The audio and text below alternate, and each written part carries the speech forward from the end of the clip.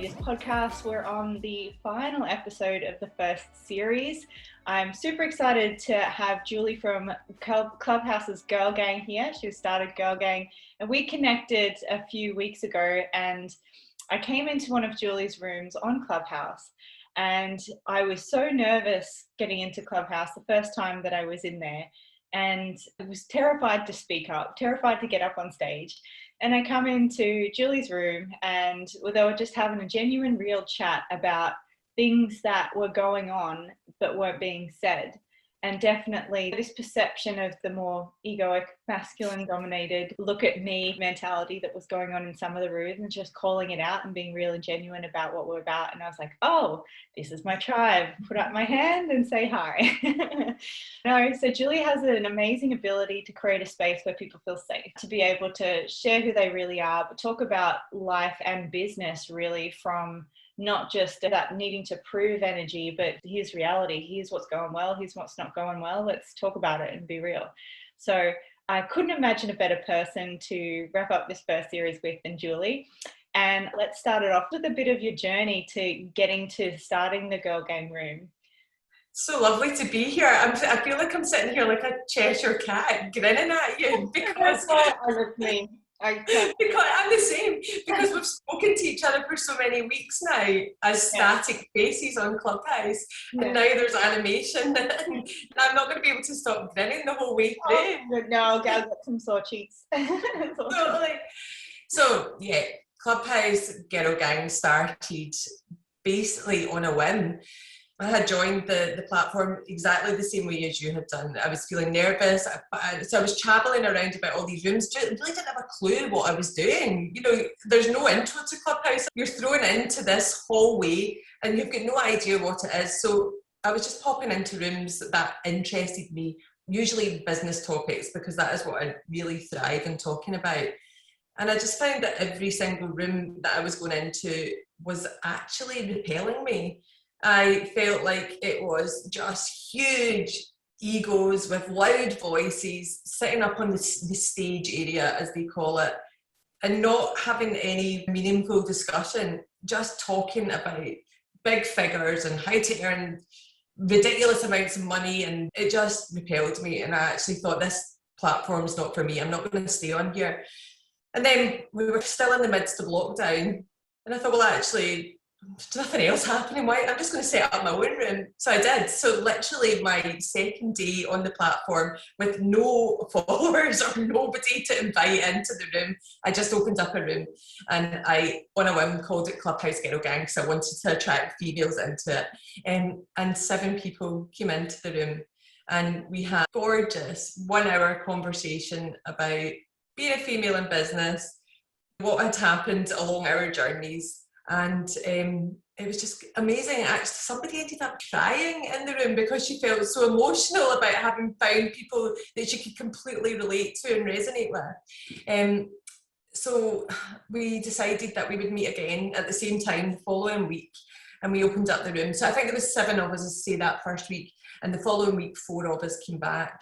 And then it's just organically grown since then, and every week the room happens, and every week more people come in, and it's just absolutely lovely. So how did I get there? Should we talk about, do you want to know about my pathway into business, what my experience was, or do you want to just talk about Girl Gang right now? Well, we'll go into both, but I think we'll go along the thread of Girl Gang and then we'll dive into some of the past with because I know how that you're very passionate about businesses. So we'll go into that a little bit later, but we'll chat a little bit about the Girl Gang because I think that's really important. Yeah. So with the Girl Gang, what I love about it is how organic it is, and how it's interesting that people talk a lot about engagement and social media and using all of these tactics and stuff, but then there's a way to do it genuinely. And and so I'd love to chat a little bit more about that if you're open to it. Yeah, absolutely. So I am a huge believer in growing organically on social media. There are so many tactics, and there are some tactics that you can use to grow organically as well. But if you do that in an authentic manner, you are going to grow a tribe of people that are absolutely connected to you. And it might be slower than the other tactics that can make you build really, really quickly. But what happens if you build organically with people that you genuinely have an interest in, and if they have an interest in you, then your tribe becomes really engaged, and that in itself is the most important thing on social media, if you ask me, is to have engaged interest in you and to do that back for other people, because the community, I believe, builds community.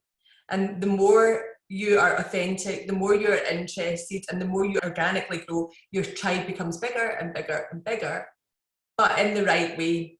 You can go out onto any of the social media platforms and grow really, really fast and end up with a huge tribe of people who are not really interested in what you're doing. And in the long run, that doesn't benefit you. My belief is grow community, because you get something out of the community and the community gets something back from you.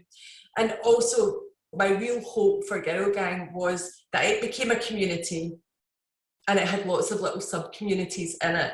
So I see myself more as a curator of people, bringing people together who can, there might be people that come into Girl Gang who I resonate with, but we're not doing the same thing. But they find other people within Girl Gang who they are doing the same thing. So they go off and build a little community together. And that all grows organically. And as one community grows, the rest of all the communities grow. And for me, that is what is so important, because I really believe that in your community, you can grow together and rise together. And you'll always hear me say, we rise together. And I absolutely believe that that's possible. So, oh dear. One of the many things I love about Julie is how just genuine and down to earth that you are. And for you watching, Julie's built a really, really successful community. I view your community as a very successful community. Thank you. I do too. You know, I'm not going to pretend that I don't, because I do too. And it literally fills my heart with joy when I see what's going on. It's lovely. I completely love it. Absolutely, totally agree. And I'm glad that you said that as well, because I think that there's a lot that we have in common. And there's been a long, long time that I've been looking for people like you to connect with. I felt like I've been out in the business wilderness for 9 years trying to find something, and turns out it was hiding in Edinburgh, Scotland. Well, just outside. No, I'm just outside Glasgow. Oh, okay, sorry. I love Edinburgh. Edinburgh's my favourite, so maybe that's where you got that from. Yeah, but I feel the same way, Melanie, that you might, I've said this before on Clubhouse, that I had this vision, and we're going to talk about vision at some point. Yeah. I have had this vision of this group of women for the longest time. I just didn't necessarily know where it was going to come from. And I feel like when I found Clubhouse, within a couple of days, I was like, this is it. This is the place. Because I really, although I love social media and I use social media for business, and I have successfully done so, I really love connecting with voice. Yeah. And I think that is something that has been so powerful on Clubhouse, is that very, very quickly you get the measure of somebody. You can tell if they're authentic. There's some people who I think are saying that they're being authentic, but they're really not. They have a inside ulterior motive. If you genuinely care about other people, it's hard to hide that.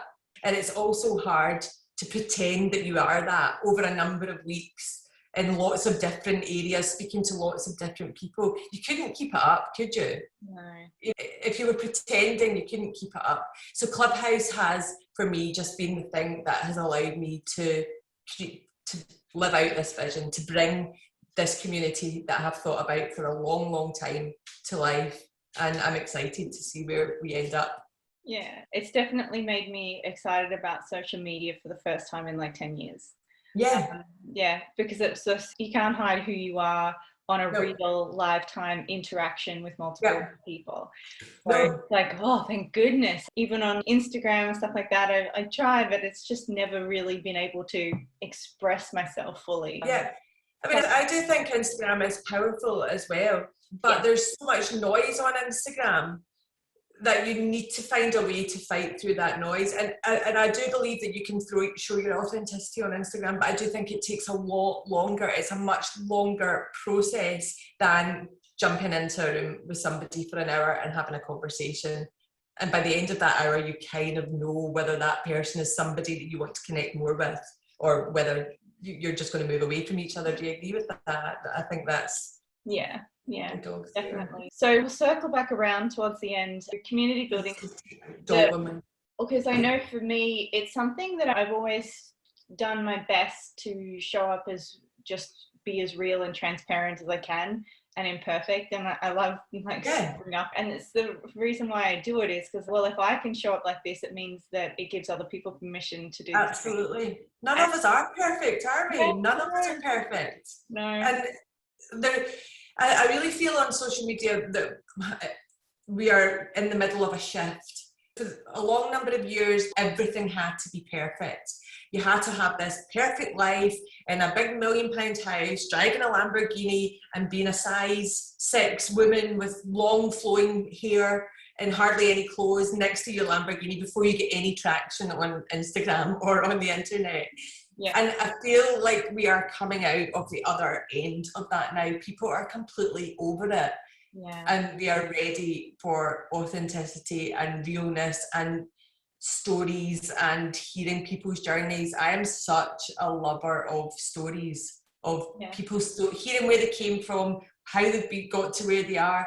And there's so much power in that, because if you can tell the true story with all the mistakes and all the failures, it makes other people realise that actually we're all just the same at the end of the day.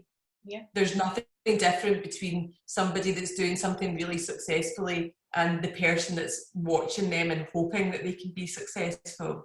Yeah. All that's different is maybe a little bit of self-belief or a little bit of action. And I really believe that we're at a point where people are ready to hear these kind of realities and stories, and the possibilities are endless for women in this global marketplace. And I am so desperate to get our voices heard and show everybody what's possible. Yeah. Oh, I remember at the conversation the week we did vision, and even just talking about the vision got mine clear for what this is. And it was just literally every person has a story, and every story is worthy of being heard fully. Yeah. So the other side of things is you are actually quite a savvy business owner in your own right. So like you said, you've been running business for 12 years now. Yeah, but so this is one of the things that I always say. When I went into those original Clubhouse shows, people kept saying 6 figures, 7 figures, 8, even 9-figure businesses. And I was sitting in the audience, that's not me. I'm a mum. I run a business. I work a few days a week, and I'm not a 6-figure business. And I've never, ever pretended that I am. But I think that's amazing. I'm not saying that I won't be a 6-figure business. And I think there's a place for people to hear that success doesn't have to mean you don't need to be earning 6 or 7 or 8 or 9 figures to be successful. Success is whatever it is to you personally. Mm-hmm. And for me, I'm a child of divorce. So my parents divorced when I was younger. So my mum had to work. And both my sister and I came home from school every day to an empty house. And my mum wouldn't come home until later on at night time. She wouldn't get in until like 7 o'clock at night because she worked in Glasgow. So she finished her work and then she had to commute home and go to the shops and do all those things that women have to do. So she wouldn't get home till 7 o'clock at night, and then she'd be shattered. And there was no nice sense of, even though my mum was trying her best, but there was no lovely family unit. And when I had my children, I really felt passionately that I wanted them to come home off of the school bus and for me to be there for them. So success for me meant that I could have a business, working from home and earn a living and be here for my kids. And I really wanted to get that across to other people, that it's okay if you're earning £100 in your business and that's all you want to earn, that's success. If you are earning £1 million a month in your business and that's what you want to achieve, that's success. It's also subjective and personal. Yeah. And I think there's a real place for that to be said. Absolutely. Like, this was the first conversation that I dropped in on my first Girl Gang room. I was like, finally someone's talking about this, because it's what I passionately believe in too, because it's such a personal thing. But that's why I rarely even talk about my swimming stuff. And the reason is because it's the least thing that makes up who I am, you know? I think I'd known you for like 3 weeks or something when I clicked on your profile, and I was like, wait a minute, she hasn't ever mentioned these medals. And that's one of the things that made me really, really love you even more though, because I really appreciate that kind of humility. You know, you don't feel the need to come up and say, oh, I'm Melanie and I've won gold medals. You just come on and be yourself, and then later on we find more and more out about you. Yeah, it's kind of nice. It works its way into the conversation where it serves. Yeah, absolutely. You know, it's like, I don't really do it as a look at me. It's more like where I feel like it's of service. That's chair. For me, it was all that obsessive, compulsive, driven need to achieve in order to feel okay about myself. Yeah, I can resonate with that. So I had to learn that success wasn't about all that. I was like seeking all of those achievements to try and feel fulfilled. And then I realized that, oh, you find fulfillment on the journey. So, yeah, it was definitely a big lesson, and I learned a lot from it. So that whole success is what success gets to me too. And like I did the same thing in business. I was striving, and I was miserable, 10 times happier now, and wanting to be a mum who's there for her kids. I'm not pregnant, I haven't had kids yet, but that's where I want to go. And I was like, prioritizing my own happiness and my own desires, that's new. Yeah. Totally on board, totally 100% believe in what you're about as well. At the same time, you're a pretty savvy business lady as well. To have a business for 12 years, to get to the point of waiting lists, you know? I mean, I do okay. My photography brand is popular, and I do not struggle for business. Again, I think that a lot of that goes down to just being authentic. When I first started my photography business, I was a wedding photographer, and then I had my baby, so I kind of moved into portrait photography because I didn't want to be away on the weekends. When I started, I did what everybody else was doing, because I was new in business and I was just kind of looking around and I was looking at the trends, and at the newborn photography trends here at that time were babies in buckets and in Victorian prams and all this really fluffy, fancy stuff. And I did that because I hadn't done any market research. I hadn't looked at positioning myself. I just thought, well, that's what people want. I'm going to do this. So I started building my newborn photography business in that way, and just never felt comfortable with it because it was not me at all. And then my twins were born, and I started taking photographs of them for myself. And all I was doing was the little white newborn onesie. They were dressed in that on really natural white backgrounds and wrapped up in white blankets, because that's what I wanted them to be photographed. That's what I wanted to remember. And that was a kind of light bulb. I was like, wait a minute, well, actually, if I like these, then there's going to be somebody else that likes this style of photography. And this really makes me feel comfortable, and this is what I really love. And this memory is what I want to pass on to other mums. When their kid is 21, they're going to look back and not want to look at their baby dressed as a ladybird.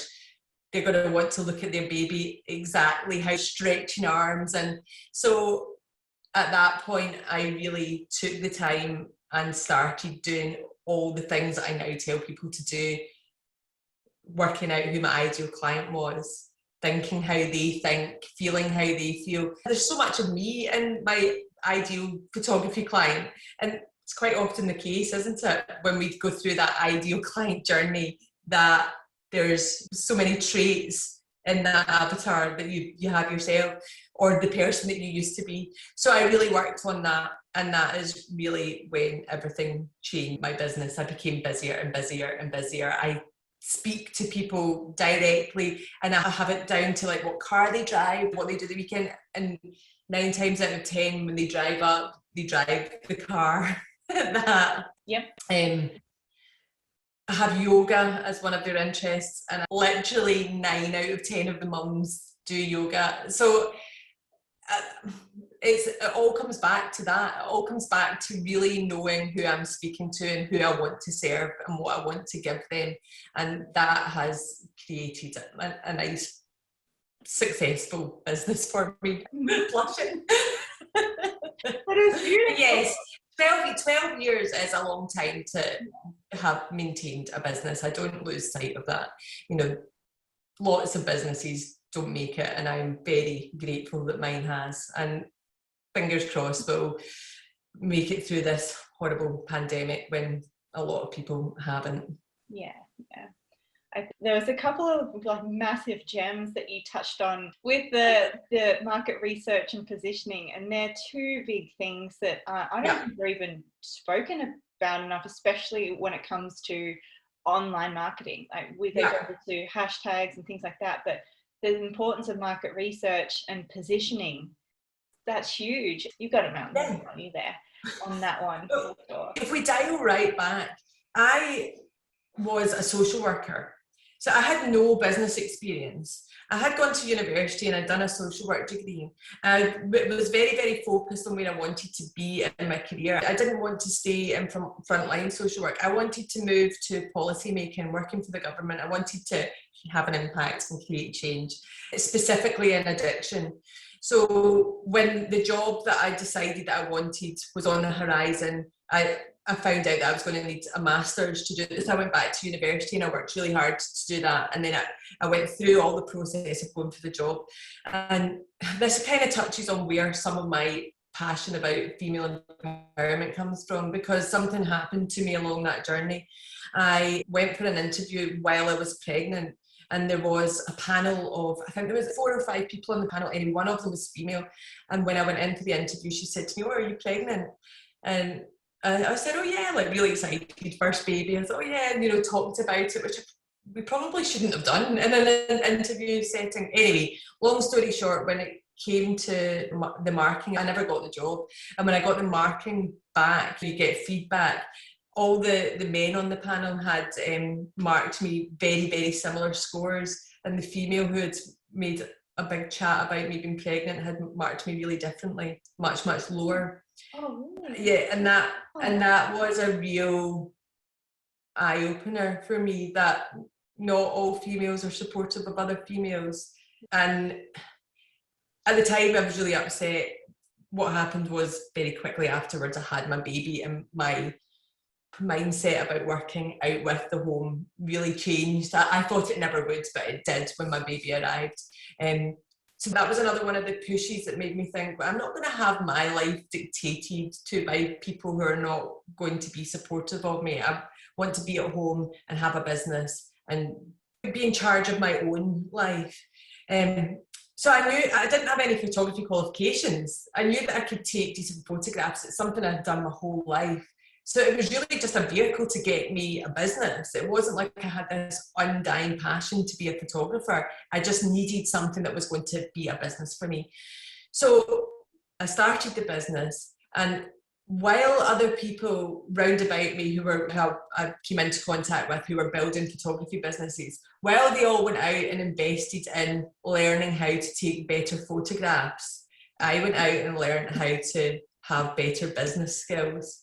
Because I absolutely believe that you can be the best photographer in the world, but if you don't know anything about business, then it doesn't matter. Yeah. Or you can be an average photographer and be super savvy at business and really be amazing. So I really, really spent time on learning about marketing, positioning, ideal clients, and that has definitely benefited me along the way. Oh, that's awesome. I am horrendous in front of the camera. It's something that a lot of photographers really struggle with. We're so good at telling other people you need to be in front of the camera, you need to have photos of yourself, but when it comes to doing it ourselves, not so good. My husband's the same. He likes being behind the camera, not in front of it. And I think one of the cool things that I never realised was just the amount of people in the girl gang that are all Scotland. Yeah. It's amazing. It's cool. I love it. I never knew. My mum's ancestry goes back to Northern Ireland, and her dad was a Simpson. And apparently the Simpsons are from Scotland. So I haven't ever done my ancestry, but maybe I've got a bit of Scottish in me somewhere. I bet you have. I've got some Irish, so Yeah. it's Yeah. the good old Celticness, as I said at the start. Yeah, let's go into what Yeah. is your vision for Girl Gang and what is your vision for the future. That can be for your family, or that can be for Scotland, that can be whatever level, micro or macro, resonates. So vision for Girl Gang is something that I'm really passionate about, and it's not necessarily just Girl Gang, it is vision for women, because I just think the possibilities now are endless. Yeah.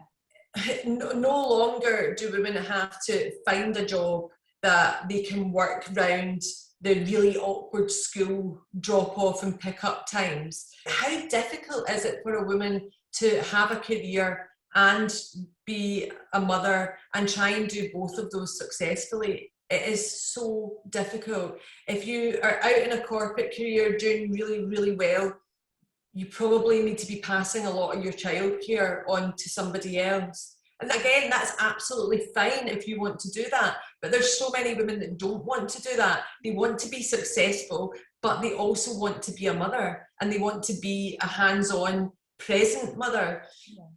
So how do you become successful when you can work from 9 in the morning till 3 in the afternoon, and you need to leave to be at the schools? It's so limited in the corporate arena. It's so limited in what you can do. But now we live in this digital age where every single woman has a global marketplace literally at her fingertips. You don't even need a computer anymore. Everybody has a mobile phone, and you have all this endless possibility that you can work around about your children while you're at home building your home and being a mum. I just find it so exciting, and I just want other women to be able to believe in themselves enough to go out and do something with it, because it's happening and it's going to continue to happen, and it's going to continue to grow, and people can either sit on the sidelines and watch it happen and 5 years from now think, I wish I had done that, or I wish I had been part of that, or I wish I'd started that 5 years ago. Or you can just take action right now and create your vision and make your decision and build your strategy and get out there and build a legacy for yourself, for your family, for other women, for young girls.